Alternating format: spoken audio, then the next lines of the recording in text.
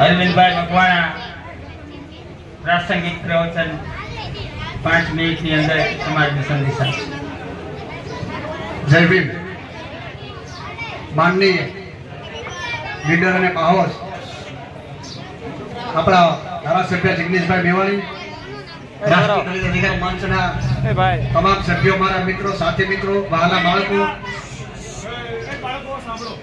બાળકો, દૂર દૂરથી આવેલા વડીલો, યુવાનો, ભાઈઓ અને બહેનો, આજના જે કાર્યક્રમ રાખ્યો છે કીર્તિભાઈ ચાવડા દ્વારા અને સમાજના આગેવાનો દ્વારા બહુ અગત્યનો કાર્યક્રમ છે. શિક્ષણ સિવાય બધું નકામું છે. આપણે શિક્ષણનું મહત્વ વધારે સમજવું પડશે. આપણે કોઈ પણ ધ્યેય નક્કી કરીએ ને તો આપણે સફળ થઈએ. આપણે નક્કી કરીએ કે આપણા બાળકો ભણાવવા જ પડશે, એક ટાઈમ ભૂખ્યું રહેવું પડે, ભૂખ્યું રહેવું પડશે.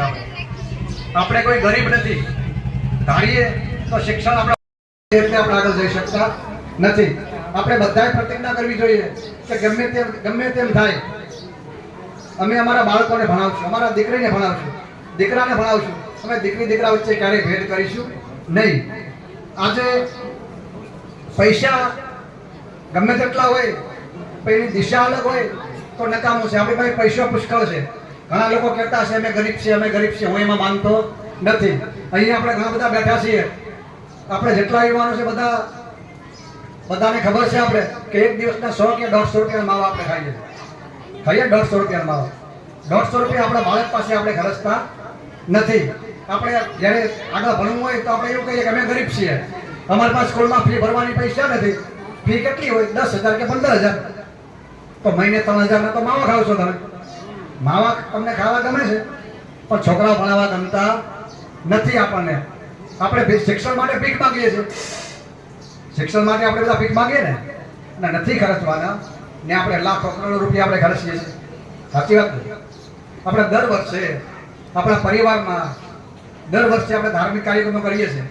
મિન્ટોડીને આપણે પૈસા કાઢીએ છીએ.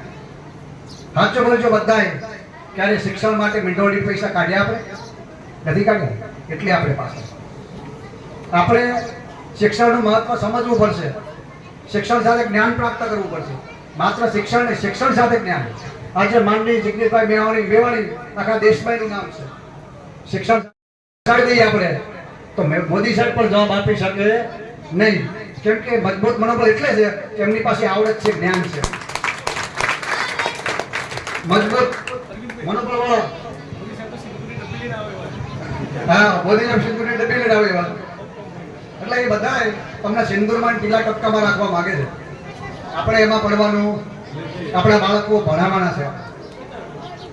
આપણે બધા, મેં પહેલા વાત કરી એમ, બધા નક્કી કરે કે ગમે તે થાય અમારા બાળકો ભણાવવા છે. એમાં કામ કર્યું. ઘરે ગરીબોના ઘરે જઈને મેં જાણ્યું છે કે આપણા લોકોને શું તકલીફ છે, ક્યાં જાતિ ભેદ થાય છે, ક્યાં અસ્પૃશ્યતા પાળવામાં આવે છે. આજે ઘણા ગામડાઓ એવા છે, તમને અત્યારે વાત કરી જગદીશભાઈ, પણ દલિતની લાઈન ચાલુ થાય ત્યાંથી દલિતની લાઈન હોય. એક લાઈન આમ ચાલુ હોય. મેં વચ્ચે આગત્યા ગામ છે વલભીપુરનું, એ ગામડામાં મુલાકાત કરી જાય તો મધ્યાહન બધા બાળકો બેઠેલા. અમે એ સમય જ જઈએ. અમારું કામ છે અસ્પૃશ્યતા શોધવાનું કામ છે. તો લાઈનમાં બધા બેઠેલા, શિક્ષકોને બોલાવ્યા કે ભાઈ કેમ છે, બરોબર ચાલે? કે ઓકે. અમે અહીંયા કાંઈ ભેદભાવ કે બિલકુલ નહીં. મેં આ બાળક કોનું છે, આ કોનું છે, આ કોનું તપાસ કર્યું તો જ્યારથી દલિતના બાળકો ચાલુ ત્યાંથી બધા દલિતના બાળકો. આમ કેમ? બેન હતા શિક્ષક, એ કે સોરી સાહેબ અમારા ગામના લોકો આવું કે એટલે અમારે રાખવું પડે. આપણે ખબર નથી આપણા બાળકો સાથે સ્કૂલમાં પણ ભેદભાવ થાય છે. આપણી બાલિકાઓ નાની હોય, આપણે ખ્યાલ નથી. આપણે સ્કૂલમાં ક્યારે આટો નથી મારતા, સ્કૂલમાં પણ ભેદભાવ થાય છે. આપણા બાળકોને ટકાવારી આપવાની હોય છે, એમાં પણ ભેદભાવ થાય. આપણે સ્કૂલમાં આટો નથી મારતા. સ્કૂલની હરોળમાં આપણે જઈએ, સ્કૂલની હરોળમાં તો પહેલી હરોળમાં બાળકો કોણ બેસે છે, વચ્ચે કોણ બેસે, છેલ્લે બેસે, એ પણ જિગ્નેશભાઈ તપાસ કરવાની જરૂર છે. આપણા બાળકો સાથે ભેદભાવ કરે. તમે ગમે એટલા મહાન બની જાઓ, આજે જિગ્નેશભાઈનું નામ છે, આટલા હોશિયાર છે, એની પાસે જ્ઞાન છે. આપણે ગમે એટલા મહાન બની જાઓ ને પણ એ લોકો આપણે જાતિના આધારે નક્કી કરવામાં આવે. અરવિંદભાઈ ગમે એટલા જ્ઞાની હોય પણ અરવિંદભાઈ કઈ જ્ઞાતિના છે એ લોકો પહેલા જોવામાં આવે. એટલે જ્ઞાતિના કારણે આ લોકો આપણે હલકા માને છે. ઊંચા અને નીચાનો ભેદભાવ જે છે એના કારણે આપણો ક્યારેય વિકાસ થતો. આપણી મનમાં જ્યાં સુધી એવું હોય કે અમે નીચા છીએ, અમે હલકા છીએ, આ લોકો ઊંચા છે, ત્યાં સુધી આપણો વિકાસ થવાનો. આપણે બધા માણસ છીએ. બાબા સાહેબનું સંવિધાન આપણે એવું કહે છે કે આ દેશના તમામ નાગરિકો સમાન. આજે આપણે ગમે તે હોય તમે જોઈ લેજો, કોઈ ગામ એવું નથી સાહેબ જગદીશભાઈ, અમારી પાસે પ્રશ્નો આવે છે સામૂહિક મધ્યાહન ભોજનનો, સામૂહિક ભોજનના પ્રશ્ન હોય, સામૂહિક ભોજનના ગામ ધુમાડો જ્યારે બંધ કરે છે ત્યારે દલિતોને અલગ વાસણ લઈને જમવા જવું પડે છે. વચ્ચે નવા ગામ લુલિયાણામાં ગામ ધુમાડો હતો, આપણા માટે મંડપ અલગ, જગદીશભાઈ દલિતો માટે મંડપ અલગ લાગેલો, પછી તમારી કુંડી હવન કુંડી તો તમે હવન કુંડીમાં ન બેસી શકો. મંદિર પ્રવેશ આપણા લોકોને નથી, આપણે ખ્યાલ છે બધા, બરોબર. એટલે કોઈ પણ કોઈને કોઈ રીતે આપણી આ જાતિગત ભેદભાવો, આપણે આટલા બધા હોશિયાર છીએ, આપણે બધાને ખબર છે અહીંયા જનરલ કાર્યક્રમ છે ને, આમાં કેટલા બિન દલિતો છે? નહીં હોય. આપણા ઘરે પ્રસંગ હશે, 5 મિત્રો મારા હશે, પણ આપણા ઘરે આવી કોઈ જમશે નહીં. તમે આપણે એના ઘરે જમવા માટે નહીં બોલાવે આપણને, એ જાતિ ભેદ છે. આ લોકોની માનસિકતા એવી છે કે તમે નીચા છો, તમે હલકા છો, બરોબર. જ્યાં સુધી અવસ્થિતા ભેદભાવ છે ત્યાં સુધી આપણે આગળ જઈ શકવાના. આપણા બાળકોને શીખવાડવું પડશે કે માણસ માત્ર સમાન છે, કોઈ ઊંચું નથી, કોઈ નીચું નથી. સ્કૂલમાં જો બાળકો સાથે ભેદભાવ થાય તો બાળક ક્યારેય આગળ જઈ શકે નહીં. એ પણ આપણે ધ્યાન રાખવાની જરૂર છે. બીજા ઘણા પ્રકારના ભેદભાવો છે, પણ અત્યારે